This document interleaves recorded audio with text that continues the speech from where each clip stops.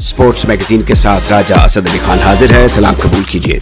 सामीन, खेलों का सबसे बड़ा इवेंट ओलंपिक्स 2024 शुरू हो चुका है। आज इसकी बाज़ाब्ता इफ्तिताही तकरीब होगी और ये तकरीब दरिया सेन पर होगी। ये पहला मौका होगा कि स्टेडियम के बाहर ओलंपिक्स की इफ्तिताही तकरीब हो रही है। पेरिस ओलंपिक्स में 32 खेलों के मुकाबले होंगे। 206 ममालिक पेरिस ओलंपिक्स में शिरकत कर रहे हैं। आज इसकी रवायती शम्मा भी रोशन की जाएगी। अमेरिका अब तक सबसे ज्यादा मेडल जीतने वाला मुल्क है। मजमूई तौर पर अमेरिका ने 2629 मेडल जीते हैं, जिसमें 1061 गोल्ड मेडल हैं।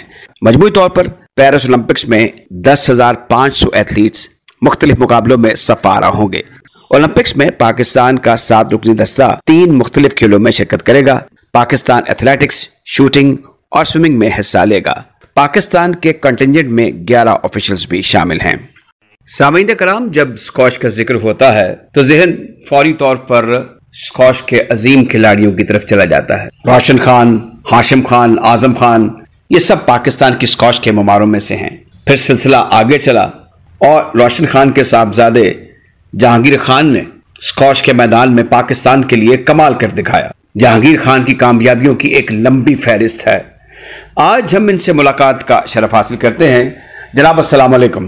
जी, कैसे आप? ठीक है जी, बहुत शुक्रिया, बिल्कुल ठीक। सबसे पहले तो ये फरमाइए कि आजकल हम याद करते हैं आपको, और याद करने की एक वजह यह है कि अब आप जैसा दूर दूर तक कोई और खिलाड़ी स्क्वॉश के उफक पर नजर नहीं आता। तो ये बताइए कि हम खड़े कहाँ हैं? देखिए, पुरमीदी की जो हमेशा रोशन सिचुएशन रहती है, और मैं समझता हूँ कि आज भी टैलेंट की कोई कमी नहीं है। सबसे बड़ी प्रॉब्लम हमारी ये है कि मैरिट के सेटअप और जो बंदे इसकी एक्सपर्टीज रखते हैं वो उस पर शामिल नहीं है। और सबसे बड़ी बात है, जब मिस मैनेजमेंट हो और लैक ऑफ एक्सपर्टीज हो तो फिर वो ऑर्गेनाइजेशन कभी कामयाब नहीं होती जिस फिलोसफी पे वो काम कर रही होती है, क्योंकि उसका वो बैकग्राउंड नहीं होता। फिर साथ साथ में जारी बात है, आजकल के बच्चों को ग्रूम करने के लिए जो टेक्निक्स वगैरह इस्तेमाल होती है, या जो लोग उसके पीछे सारी जिंदगी गुजार चुके हैं, अगर वो लोग उसके सही मानों में शामिल ना हो तो ये सारी चीज ब्लंडर्स होती है, क्योंकि उनको इस चीजों का एक्सपीरियंस नहीं होता। ये ग्रूम करना, मोटिवेट करना, उस ट्रैक पे लाना, और एक दुनिया के हिसाब में जब आप गुजरे होते हैं तो आपको पता है कि चैंपियन बनने के लिए क्या क्या दरकार होती है। तो ऑब्वियसली ये चीजें मांगती हैं कमिटमेंट है, डिसिप्लिन है, फोकस है, विजन है। इन चीजों पर जब काम कर रहा होता है तो वो उसी तरह उस बच्चे को उस तरह बनाया जाता है।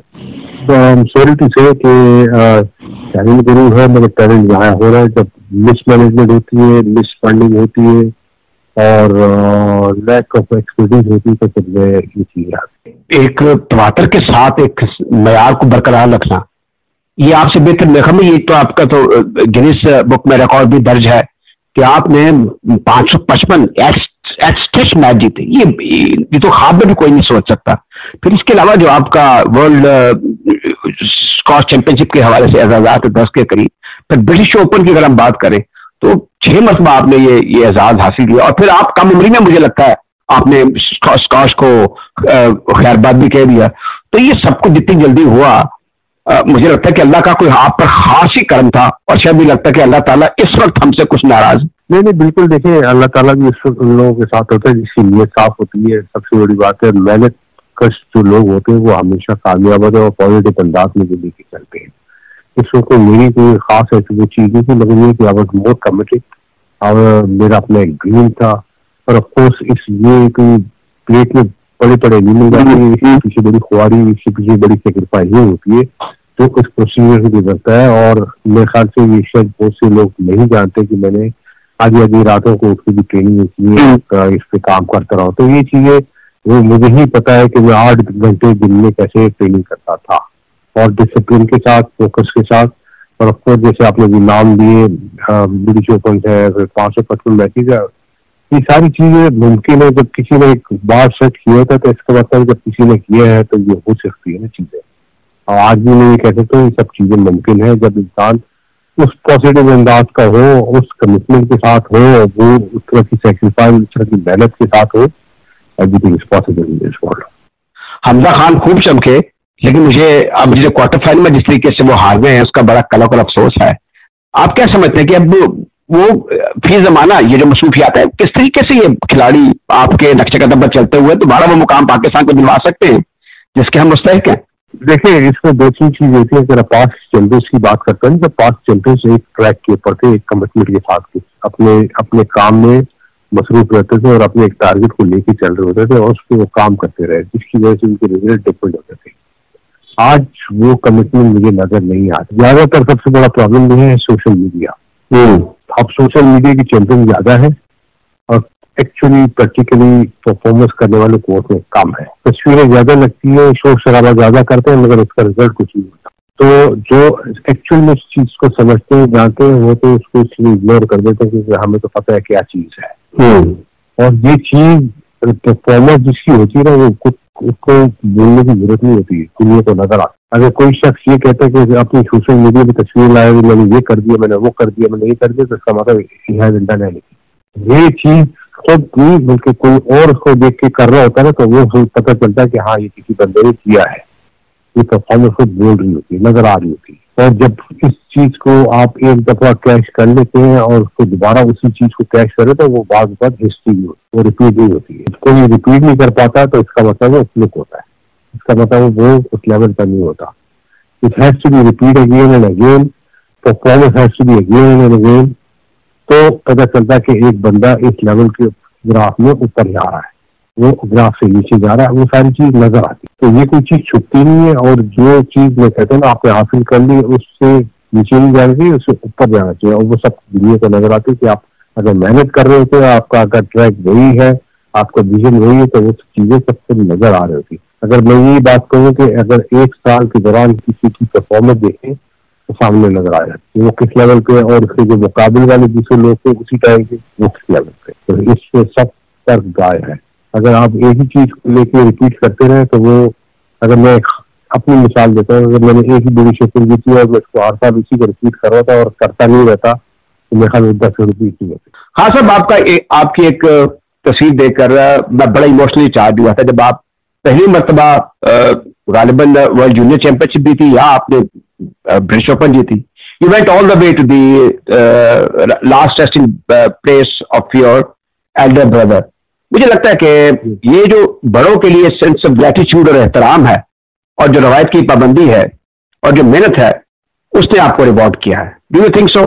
دیکھیں یہ موٹیویشن تو ہمیشہ ہونی چاہیے, اور آپ کا یہ پلس پوائنٹ ہوتے ہیں, ایک اپنا ایک چیلنج ہوتا ہے اور آپ اس کو ایک گیم کو لے کے چلتے ہیں. اور اس ظاہری بات ہے اگر آپ کے پاس یہ چیزیں ہوتی ہیں تو آپ سکسیسفل آدمی بنتے ہیں. ادروائز کوئی چیزیں کچھ چل کے نہیں آتی, آپ کو اس کو آن کرنا پڑتا ہے, اور اس آن کرنے کے پیچھے انتھک محنت ہوتی ہے. یہی میں ہمیشہ شروع سے کہتا ہوں کہ جو بھی بچہ آ رہا ہے اس کو پتا ہونا چاہیے اگر میں نے یہ چیز حاصل کرنے تو اس کے پیچھے جو اس کی کمٹمنٹ ہے, جو اس کی ریکوائرمنٹ ہے اس کو پورا کرے. اگر کوئی یہ سمجھتا ہے کہ میں 10% لگاؤں اور 100% مجھے مل جائے گا, یہ ریزلٹ کبھی ایسے نہیں ملتے. پرسنٹ کے اوپر 100% کے اوپر ریزلٹ. آپ ورلڈ اسکواش فیڈریشن کے بھی صدر رہے, بتائیے کہ اس حوالے سے آپ کا کیا ویژن تھا, کیا ویژن ہے, آپ کیا چاہتے ہیں بالخصوص پاکستان میں؟ دیکھیے میں نے یہی ابھی عرض کیا نا کہ آپ کسی کے اس فیلڈ کے بندے کو کسی اور فیلڈ میں نہیں لگا سکتے. ہمارا جو سب سے بڑا اندیہ ہے اس ملک کے اندر, رائٹ مین فور رائٹ جاب پر, سمپل ہے. دیکھیں نا کوئی اگر اسپورٹس مین ہے یا جس کا اسپورٹس مین بیک گراؤنڈ رہا ہے تو آپ اس سے وہی سروسز لے سکتے ہیں کہ یا بجائے اس کو ہاسپٹل میں لگائیں گے یا انجینئرنگ میں لگائیں گے. ٹھیک, یہ چیزیں نہیں ہو سکتی. وہ تیاری پر جس میں اس نے ایکسپرٹیز نہیں رکھی ہے, نہ اس کا وہ ویژن ہے, تو اس کا اگر وہ ڈیسیژن لے کر اس جگہ میں بیٹھ کے کر رہا ہوگا تو ہی بھی میکنگ آل دی بلنڈرز, اس کا ایکسپیرینس نہیں ہے اس چیز کا. یہ تھے اسکواش کے لیجنڈ جناب جہانگیر خان.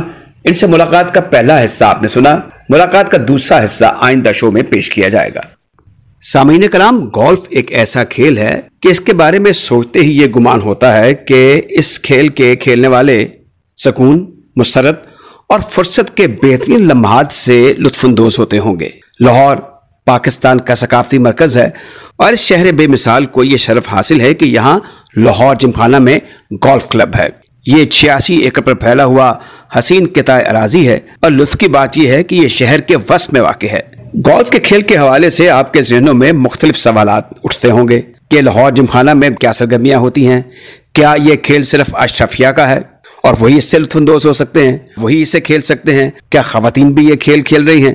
اور موسم گرما میں کس طریقے سے کھیل کی سرگرمیاں جاری رہتی ہیں یا نہیں، یہ ہم سب جانیں گے لاہور جمخانہ کلب کے کنوینر گولف جناب شوکت جاوید صاحب سے۔ جناب السلام علیکم۔ جی وعلیکم السلام راجی صاحب، بڑی خوشی ہوئی جی آپ کے ساتھ پی ٹی وی پر جب آپ کسی موقع پر آتے تھے تو گفتگو کا شرف حاصل ہوتا تھا۔ یہ خود سے بتائیے کہ آپ کا ذاتی طور پہ گولف سے انٹرسٹ کیسا رہا ہے، اور اس وقت لاہور جمخانہ جو ہے اس کی جو گولف کی انگیجمنٹ ہے، جو کیلنڈر ہے، وہ اس کا خد و خال کیا ہے؟ جی جمخانہ کلب لاہور جو ہے وہ لاہور کا گولف کلبز میں سے سب سے پرانا کلب ہے جی۔ اس کے بعد سے لاہور میں 4 اور کلبز بھی بنے ہیں، جن میں رائل پام ہے، رایا ہے، اور گیریزن گولف کلب ہے، اور پی ایف کے کلب۔ جی جی۔ چونکہ گولف کے لیے زمین زیادہ درکار ہوتی ہے، اس کے لیے سرمایہ بھی زیادہ چاہیے ہوتا ہے، تو میں سمجھتا ہوں کہ ان تمام مشکلات کے باوجود لاہور میں 5 اسٹینڈرڈ کے گولف کورس کا ہونا گولف کے کھیل کے لیے بہت ہی اچھا ایک شگون ہے۔ جی۔ لاہور کا جمخانہ کلب ہے، یہ میرے خیال میں سب سے زیادہ استعمال ہونے والا کلب ہے، یہاں پہ کھیلنے والوں کی ٹریفک سب سے زیادہ ہے باقی کلبوں کے مقابلے میں۔ تو یہاں پہ آپ کے ایونٹس کا جو ایک پیک پیریڈ ہوتا ہے یا سیزن ہوتا ہے، وہ کیا موسم گرما میں بھی جایا جاتا ہے کہ یہ کھیلنا صرف اب سردیوں تک محدود ہو گیا ہے؟ نہیں، ایسے ہے کہ ایک تو ہمارا ہر مہینے کا ایک منتھلی میڈلین ایک ٹورنامنٹ ہے جو کہ ہمارے اپنے کلب کے ممبرز کے لیے ہی ہوتا ہے۔ ایک تو یہ ہماری سارے سال کی ایک مصروفیت ہے۔ اس کے علاوہ ایک بڑا ایونٹ ہمارے کلب کا لاہور کے یہ جو 3-4 کلبز جن کے میں نے پہلے نام لیے، ان کے درمیان ایک انٹر کلب میچ ہوتا ہے سالانہ۔ جی۔ وہ ایک دن لاہور جمخانہ میں کھیلتے ہیں، ایک دن گیریزن میں کھیلتے ہیں، ایک دن رائل پام میں کھیلتے ہیں، پھر ایک دن رایا میں کھیلتے ہیں، اور پھر ایک چیمپئن کلب اس میں سے بنتا ہے۔ یہ بھی عموماً اسی موسم میں ہوتا ہے۔ جو سردیوں کے موسم کے جو بڑے 2 ٹورنامنٹس ہیں جو لاہور جمخانہ میں ہوتے ہیں، ان میں ایک گورنرز کپ ہے جو اسپانسر کرتے ہیں ملت سیکٹرز والے ہر سال۔ یہ ایمیچیورز کا سب سے بڑا ٹورنامنٹ ہے جو لاہور میں ہوتا ہے۔ دوسرا ایک پروفیشنلز کا ٹورنامنٹ اس کے علاوہ کیا جاتا ہے جو جے زمان گروپ آف کمپنیز جو ہیں وہ کرواتے ہیں، وہ عموماً جنوری فروری میں ہوتا ہے، اور اس میں تمام پاکستان کے پروفیشنل کھلاڑی آ کے شرکت کرتے ہیں، اور اس کی پرائز منی بھی کوئی 80-90 لاکھ کے قریب ہوتی ہے جو پروفیشنلز میں تقسیم کی جاتی ہے۔ ٹھیک جی۔ تو یہ تو موٹی موٹی ایکٹیویٹیز ہیں جو لاہور جمخانہ میں مقابلوں کے حساب سے جو آپ نے پوچھا تو میں نے اس کا عرض کر دیا۔ میں اس وقت لاہور جمخانہ کا الیکٹڈ کمیٹی ممبر ہوں، اور کنوینر گولف مجھے بنایا گیا ہے۔ میں گولف کلب کو کی دیکھ بھال میرے ذمہ ہے۔ یہ بتائیں کہ جب ہم گولف کا ذکر کرتے ہیں تو یہ ذہن میں آ جاتا ہے کہ یہاں پر اس گولف کورس میں صاف ستھری ہوا ہوگی، ریلیکس موڈ ہوگا، ریسٹورنٹ ہوگا، اور جس میں نے پیس اینڈ ٹرینکویلٹی کا ذکر کیا وہ ہوگی۔ تو یہ کیا جوان لوگوں کی بھی ضرورت ہوتی ہے، یا مڈل ایج، یا پھر جو عمر رسیدہ لوگ ہیں جیسے بھی آپ نے زمان صاحب کا ذکر کیا، وہ تو ہمیں مڈ 80 سے بھی آگے چلے گئے تھے، وہ کھیلتے تھے؟ اس پہ ذرا وضاحت سے ذرا اپنے تاثرات۔ گولف کا کھیل پہلے یہی سمجھا جاتا تھا کہ شاید یہ بوڑھوں کا کھیل ہے، لیکن جیسے جیسے اس کی شناسائی بڑھی نوجوانوں میں اور بچوں میں، تو اب آپ حیران ہوں گے کہ خواتین اور بچے اور نوجوان بہت بڑی تعداد میں گولف کے کھیل کو کھیلتے ہیں، اور ایمیچور بھی کھیلتے ہیں، اور بلکہ چند ایک ہمارے جو کھلاڑی ہیں وہ پروفیشنلز بھی کھیلتے ہیں۔ ابھی حال ہی میں ہم نے 15-20 دن کا ایک چھوٹے بچوں کے لیے ٹریننگ کا کورس ایک چلوایا ہے لاہور جمخانہ میں۔ اچھا، جس کا اختتام کل ہوگا، اور کل اس کی سرٹیفکیٹ ڈسٹریبیوشن سیریمنی بھی ہوگی۔ اس کے لیے ہم نے باہر سے کوچ منگوایا تھا جس نے بچوں کو 15 دن کا کورس کرایا۔ یہ جو آج کل بچے آ رہے ہیں، کیا ان کے پیرنٹ ہوڈ سے یہ کھیل کو ملا، یا یہ خود ترغیب ان کی ہوئی ہے کہ یہ اس کو کھیلا جائے؟ نہیں، دونوں طرح ہی ہے۔ کچھ لوگوں کے جن کے پیرنٹس کھیلتے تھے تو بچوں کو ان کو دیکھ کے شوق پیدا ہوا۔ کچھ جو ہمارے پروفیشنل کھلاڑی ہیں، جو ہمارے کوچز ہیں، ان کے بچوں کو دیکھ کے پروفیشنل بننے کا شوق ہوا۔ شوکت جاوید صاحب، یہ ظاہر ہے کہ جو مڈل کلاس ہے یا اپر مڈل سٹاٹا ہے پاپولیشن کا، یا فلوئنٹ کلاس بھی ہے، ہر کوئی شخص یہ چاہتا ہے کہ یہ جو وہ کھیل کھیل رہا ہے، اگر کل وقت ہی کھیل رہا ہے تو اس میں it should be a professional game. تو یہ بتائیے کہ آپ ان چیزوں کو اچھے طریقے سے سمجھتے ہیں کہ کیا گولف لاہور میں اور پاکستان میں اب ٹوٹلی پروفیشنل ہے؟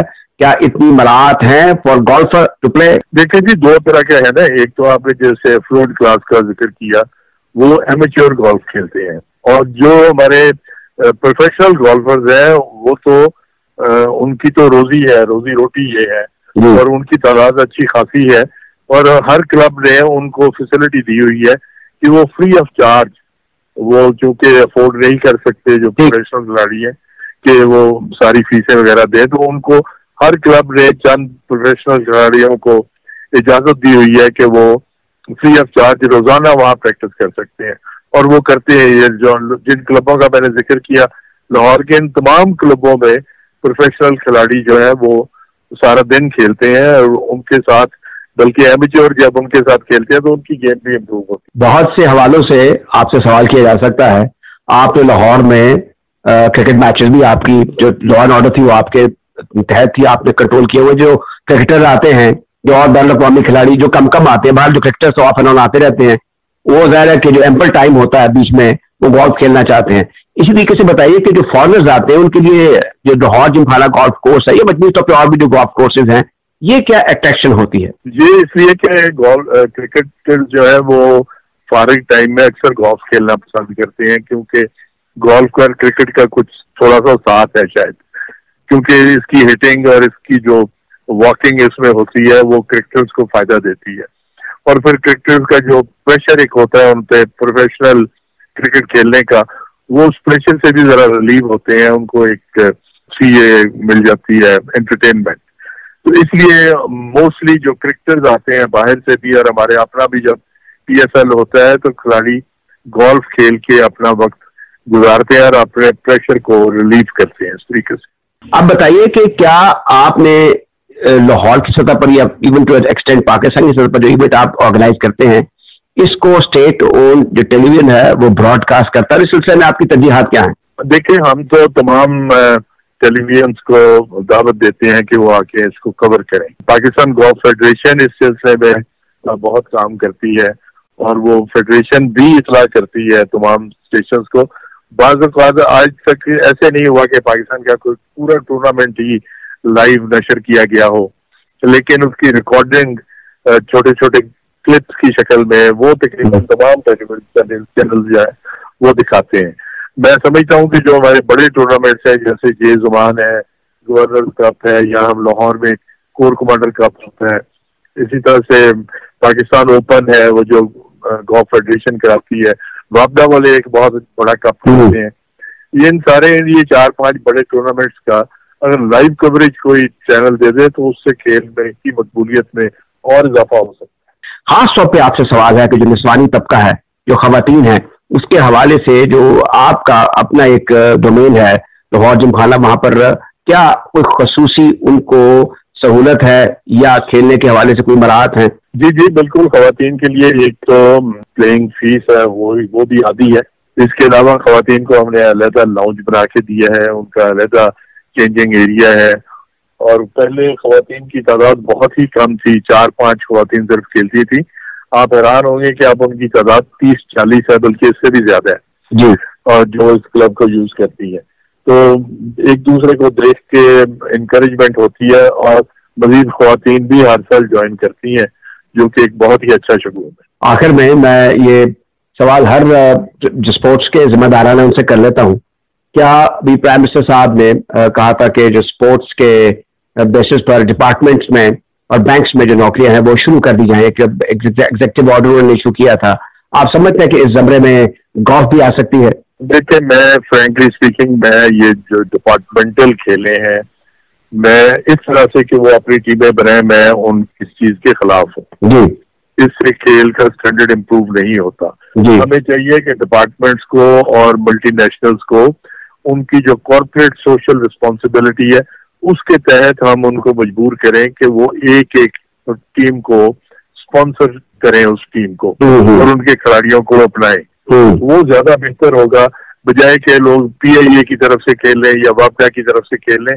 وہ اپنے اپنے صوبے یا اپنے شہر یا اپنے ریجن کی طرف سے کھیلیں تو زیادہ مناسب ہوگا، اور ایک ٹیم کو وابڈا اسپانسر کر دے، ایک کو پی آئی اے کر دے، ایک کو ریلویز کر دے، اس طرح سے یہ زیادہ مناسب رہے گا۔ باقی ملکوں میں بھی اسی طرح ہوتا ہے، ڈپارٹمنٹس خود نوکریاں دے کے جو کھلاڑی پیدا کرتے ہیں وہ اسٹیل ہو جاتے ہیں کچھ عرصے کے بعد، اور وہ پھر ان میں مزید ترقی کی گنجائش جو ہے وہ کم ہو جاتی ہے۔ یہ تو شوکت جاوید صاحب آپ نے آئیڈیل بات کی، آئیڈیل سچویشن جس کا جو تخیل آپ پیش کر رہے ہیں۔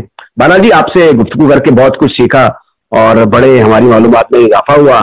جناب شوکت جاوید صاحب آپ کا بہت بہت شکریہ۔ بہت مہربانی جی، تھینک یو۔ یہ تھے جناب شوکت جاوید، کنوینر گولف لاہور جم خانہ۔ اور اب ہم بات کریں گے کرکٹ کی۔ آپ جانتے ہیں کہ ڈمبولا میں ایشیا کپ 2024 جاری ہے۔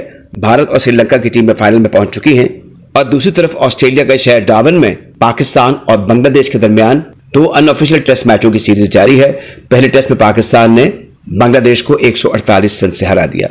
دوسرا میچ جو کہ بھی جاری ہے، پہلے روز بنگلہ دیش کی ٹیم پہلے کھیلتے ہوئے 258 رن بنا کر آؤٹ ہو گئی، اور جواب میں پاکستان کی ٹیم صرف 179 رن بنا سکی، اور اس طرح 79 رنز کی ایک سبقت بنگلہ دیش کو حاصل ہو گئی۔ ان دونوں مقابلوں کے بارے میں بات کریں گے پاکستان کے سابق ٹیسٹ کرکٹر اور جی ایم ڈومیسٹک کرکٹ جناب شفیق احمد پاپا سے۔ جناب السلام علیکم۔ وعلیکم السلام جناب۔ شفیق صاحب، مقابلہ تو خوب ہوا، ہم یہ نہیں کہہ سکتے کہ ہماری ٹیم بہت بہترین کھیلی یا یہ بڑی سٹرونگ ٹیم تھی، لیکن پھر بھی پاکستان وومن کی ٹیم کو اس طرح ہارتے ہوئے دیکھ کر دکھ ضرور ہوا۔ جی رایا صاحب، ایکچولی چیز یہ ہے کہ کرکٹ ہماری خواتین کی ویسے اگر دیکھا جائے تو گیم ہے ہی نہیں، لیکن جب آپ خاص طور پہ T20 پہ آتے ہیں، T20 میں آپ نے مینز کرکٹ میں بھی دیکھا ہے کہ یہاں پہ آپ کو اپنا کرکٹ ایبلٹی سے زیادہ آپ کی فزیکل اسٹرینتھ جو ہے نا وہ زیادہ کام آتی ہے، چاہے whether you are batting, bowling اور fielding whatever it is. لیکن ہماری خواتین فزیکلی میچ نہیں کر پاتی یورپین ٹیموں سے اور باقی دوسری ٹیموں سے۔ ہمارے یہاں پردے کا بھی بہت اہتمام کرنا پڑتا ہے، اور جہاں پہ ان کی پریکٹس ہوتی ہے، جو تیاری ہوتی ہے، وہ بھی بڑی کیموفلیج کر کے قسم کی ہوتی ہے۔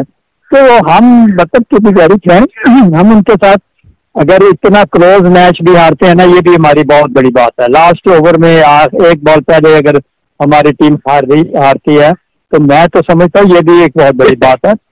تو مطلب اپنے آپ کو جس طریقے سے وہ اتنے بڑے ایونٹس میں جو بھی کارکردگی یہ کر رہی ہیں، یہ اپنے پرسنل جو ان کی جو تیاری ہے اور جو بھی ان کے ایفرٹس ہیں، یہ اس کا نتیجہ ہے۔ ورنہ باقی وہ لوگ، ان کے باہر کی جو ٹیمیں ہیں وہ ہم سے فزیکلی بہت اسٹرانگ ہیں، اور باقی جو بھی ان کے کیمپس لگتے ہیں، جو پریکٹس ہوتی ہے، وہ اگر آپ ہمارے ساتھ میچ کریں تو زمین آسمان کا فرق۔ شفیق صاحب اب ڈارون چلتے ہیں، جہاں پر بنگلہ دیش نے پہلی اننگ میں 258 رن بنائے، لیکن پاکستان کی ٹیم جو ہے اس کے 39 پر تو پہلے دن 2 کھلاڑی آؤٹ ہو گیا۔ پھر کوئی تو یہ جو دورہ ہے، آپ دوسرے ٹیسٹ میچ میں اب انآفیشیل ٹیسٹ میچ میں اسٹرگل کر رہے ہیں۔ آسٹریلیا میں آپ سمجھتے ہیں کہ چلے ایک ایکسپوجر ہو جائے گا، وہاں کی سرزمین سے کچھ معافیت حاصل ہو جائے گی کرکٹرز کی، لیکن جو مد مقابل ٹیم ہے بنگلہ دیش کی، بہتر نہ ہوتا کہ آسٹریلین اسٹیٹ سائڈ ہوتی یا ان کی کوئی ایک ٹیم ہوتی؟ رائے صاحب، یہ ایک بہت بڑا خوش آئندہ یہ ہے کہ پاکستان اے ٹیم کے ٹور باہر ہو رہے ہیں، یہ بہت ضروری ہے۔ اگر آپ اپنی فرسٹ 11 جو ہے اس کے لیے بینچ اسٹرینتھ کو مضبوط کرنا چاہتے ہیں، جو کہ ہماری بہت ویک ہے، اس کے لیے یہ اے ٹیم کے جو باہر کے ٹورس ہیں، میچز اور سیریز ہیں، یہ بہت اہم ہے، بہت ضروری ہے۔ اور دیکھیں آپ اس کے رزلٹ آپ کے سامنے آئیں گے۔ بے شک وہ آسٹریلیا میں کھیل رہے ہیں، لیکن کھیل بنگلہ دیش کے خلاف رہے ہیں، لیکن پھر بھی جو فورن ایکسپوجر ہے نا، یہ آپ کو بہت فائدہ دے گا۔ پہلے میچ میں بڑی ٹیم نے بہت اچھا رزلٹ دیے ہیں۔ اب کرکٹ ہے، کوئی ایسی بات نہیں، کم بیک بھی کریں گے، تو اگر کنسیڈ کر بھی دی ہے فرسٹ اننگ لیڈ تو نو پرابلم۔ کتنی مرتبہ پاکستان کو سال میں ایک مرتبہ نیوزی لینڈ اور خاص طور پہ انگلینڈ یا آسٹریلیا یا even to extent South Africa میں یا ویسٹ انڈیز میں نوجوانوں کی ٹیم پہ بھیجنا چاہیے؟ پاکستان انگلینڈس کو آپ اچھے طریقے سے جانتے ہیں، اس سے کیسے کیسے کھلاڑی پاکستان کو دیے تھے۔ تو یہ آپ نے جو بات کی ہے یہ بڑی خوش آئند ہے۔ تو یہ بورڈ کی کیا پالیسی ہونی چاہیے in terms of young side travelling to those countries جہاں ہم ہارتے رہے، جس میں آسٹریلیا ایک مثال ہے؟ جی بالکل، آپ نے درست فرمایا۔ صرف اے ٹیم ہی نہیں بلکہ انڈر 19 کے بھی اور 18 کے वो साल में 1-2 की बात ना करें। मैं समझता हूँ कि ये जो प्रोसेस है कंटिन्यूसली चलते रहना चाहिए। अगर एक खत्म हुआ है मुल्क का तो उस महीने 2 महीने के बाद दूसरी होनी चाहिए, फिर 2-3 महीने के बाद तीसरे। ये आपस में आपको ये शेड्यूल करने चाहिए। ये इस तरह के कंपटीशन बार में जितने ज्यादा होंगे उतनी हमारी बेंच स्ट्रेंथ मजबूत हो। जनाब शफीक अहमद साहब, आपका बहुत बहुत शुक्रिया कि आपने क्रिकेट के जो इस वक्त जारी क्रिकेट जो है इसके जो मामलात हैं और जो नताइज हैं उसके बारे में सामईन को बेहतरीन मालूमात से आगाह किया। बहुत शुक्रिया, मेहरबानी। ये थे साबिक टेस्ट क्रिकेटर शफीक अहमद। सामईन कराम, कबड्डी अब देहात के साथ साथ शहरों में भी मकबूल आम है। इसकी वाहिद वजह यह है कि जो लोग कबड्डी नहीं खेलते वो इसको टेलीविजन पर देखते हैं। एक तो खिलाड़ियों की चाबकदस्ती, ताकत और फुर्ती जो है उससे बहुत लोग महसूस होते हैं, और इसके साथ साथ जो हाल ही में जो टेलीविजन ब्रॉडकास्ट है इसमें जो पंजाबी कमेंट्री है वो बड़ी ठेठ किस्म की होती है। इसे सुनकर लोग बड़ा लुत्फ उठाते हैं और पसंद करते हैं। जहाँ तक अफवाज पाकिस्तान का ताल्लुक है, अभी तक इंटर कोर और इंटर सेंटर जो चैम्पियनशिप है वो बड़े तुस्को एहतशाम से उनका इनकाद किया जाता है, और इस वक्त एबटाबाद में इंटर सेंटर कबड्डी चैम्पियनशिप हो रही है। इसका अहवाल जानते हैं, और इसके अलावा हम ये भी जानेंगे कि पाकिस्तान की जो कबड्डी की कौमी टीम है उसकी बैनुल-अक़वामी मसरूफियात क्या हैं। हमें इस सिलसिले में ज्वाइन किया है पाकिस्तान कबड्डी फेडरेशन के सेक्रेटरी जनाब सरवर राना ने। जनाब बहुत बहुत शुक्रिया। पहले ये फरमाइए कि एबटाबाद में कल सेमीफाइनल्स खेले गए और आज फाइनल्स खेले जा रहे हैं, इस इवेंट की तफसीलात क्या हैं? बिस्मिल्लाहिर्रहमानिर्रहीम। ये जी यहाँ एबटाबाद में पाकिस्तान आर्मी के इंटर सेंटर्स कंपटीशन है जिसमें तमाम आर्मी के सेंटर्स पार्टिसिपेट करते हैं। 13 के करीब टीम्स थी, तो आज सेमीफाइनल थे। बड़ा अच्छा टैलेंट देखने को मिला और वेल ऑर्गेनाइज था। उसमें आज सेमीफाइनल्स हुए हैं और कल 3rd, 4th और फाइनल का मुकाबले होंगे। मैं मुबारकबाद पेश करता हूँ आर्मी की अथॉरिटीज को कि उन्होंने एक अच्छी सेहतमंद सरगर्मी जारी रखी है और they are well disciplined, very positive इनका वो है, शेयर है हमारी नेशनल स्पोर्ट्स में भी, बैन अवी स्पोर्ट्स में भी। They invite me also. और एबटाबाद का मौसम बड़ा अच्छा है, आज के दिन तो बड़ा बेहतर था। तो बड़ी अच्छी बात है कि हमारा एक ऐसा इदारा है जो नज़र रसक के हवाले से अगर खेलों को का इनेकाद भी करे, जैसे आप कबड्डी का बता रहे हैं, तो उसमें भी उसकी जो है कारकर्दगी है वो काबिल सताइश और हौसला अफजा है। जी बिल्कुल, आपने बुझा फरमाया। यहाँ भी बड़े अच्छे इंतजाम, ये बड़ा एक पॉजिटिव साइन है। एंड उसने जो आर्मी परफॉर्म कर रही है इस फील्ड में, और चीफ ऑफ आर्मी की दिलचस्पी है तो तभी तो चीजें होती हैं। दूसरी बात, एशियन गेम्स में इंशाल्लाह पाकिस्तान की टीम शिरकत करेगी हर सूरत में। और अल्हम्दुलिल्लाह, जैसे आपने पहले फरमाया कि रिप्रेजेंटेशन है कबड्डी की, मैं किसी और गेम के बारे में तो बात नहीं करूंगा। हमारी कोशिश है, ये हमारे यूनिट्स हैं तमाम मिलके हम करते हैं काम। तो इसमें एशियन गेम्स में जो इवेंट होगा कबड्डी का, that will be match style kabaddi, और उसमें भी maximum player belongs to army. Pakistan level पे बड़ी सपोर्ट मिलती है इनसे, और इस टीम में बहुत सारे बच्चे हैं वहां से। और इसमें दूसरा वर्ल्ड कप जो बीच कबड्डी चैंपियनशिप में हो रहा है जी, वो ईरान में होगा, और हम इसके डिफेंडिंग चैंपियन है। अच्छा, अल्हम्दुलिल्लाह। वर्ल्ड कप तो ये पहला हो रहा है, लेकिन सबसे बड़ा इवेंट हुआ था एशियन गेम्स जी, बीच गेम्स जी। तो वो पाकिस्तान उसमें लास्ट वियतनाम में हुई थी, पाकिस्तान गोल्ड मेडल। अच्छा, माशाल्लाह। अच्छा, ये जो ईरान में वर्ल्ड कप हो रहा है, इसकी तारीखें क्या है, इसकी कैलेंडर क्या है? It is the 3rd week of September, end of सितंबर समझ लें आप। कैलेंडर इसका चेकआउट हो चुका हुआ है, और ये जो है एशियन इंडोर गेम्स ये एंड ऑफ नवंबर 23 से 28। बैंकों की और डिपार्टमेंटों की टीमें जो बंद हुई हैं, आप समझते हैं कि जब ये सिलसिला शुरू हुआ तो इसमें अच्छी खबर ये होगी कि कबड्डी के खिलाड़ियों को भी जॉब मिलेंगी? देखें, जब ये जॉब खत्म हुई थी बच्चों की, तो ओलंपियन रेडियां लगाने पे आगे थे। तो देखें, वो खेलने के अलावा और कुछ नहीं जानते। दे कांट डू बिजनेस, तो the player they can't do sports की जॉब के अलावा बेचारे जॉब भी नहीं कर सकते, प्रोफेशनल नहीं है। तो उनकी एजुकेशन इतनी प्रोफेशनल नहीं होती, कोई एजुकेशन इतनी हाई लेवल की नहीं होती, तो वो स्पोर्ट्स जॉब खत्म करना बहुत बड़ा जुल्म था। और ये इस प्राइम मिनिस्टर ने जो आके बहाल की है, अभी शुरू हो गए हैं लोग, और उसके असरात नजर आना शुरू हो जाएंगे कुछ अर्से। जनाब सरवर राना साहब, आपका बहुत बहुत शुक्रिया कि आपने हमारे स्पोर्ट्स के शो के लिए आपने कीमती वक्त में से कुछ वक्त निकाला। बहुत शुक्रिया जी, बहुत शुक्रिया जनाब, कि आप भी खेलों की तरवीज में आपका भी बड़ा हिस्सा है। बात करते हैं, देखते हैं, और हमें जगाए रखते हैं साथ साथ। बहुत शुक्रिया जनाब। ये थे सरवर राना साहब, सेक्रेटरी पाकिस्तान कबड्डी फेडरेशन। सामीन कराम, आप हमें प्रोग्राम के मुख्तलिफ सिलसिलों के हवाले से अपनी आला से आगाह करते रहते हैं। हमारे एक मुअज़्ज़ज़ सामे जनाब फहीमुर रहमान साहब, वो लिखते हैं, Well done, Raja Sahab. Today's show was very nice, especially the episode regarding a tribute to Khalid Billy Abadullah. Fahimur Rahman Sahab, retired Deputy Director हैं Civil Aviation Authority, Lahore airport. जनाब इस हौसला अफजाई का बहुत बहुत शुक्रिया। सामीन अकरम, अब राजा असद अली खान को इजाजत दीजिए। प्रोग्राम के प्रोड्यूसर थे सरबत अली खान, जबकि मुंसब आला हैं डॉक्टर अहमद सुहेल बसरा।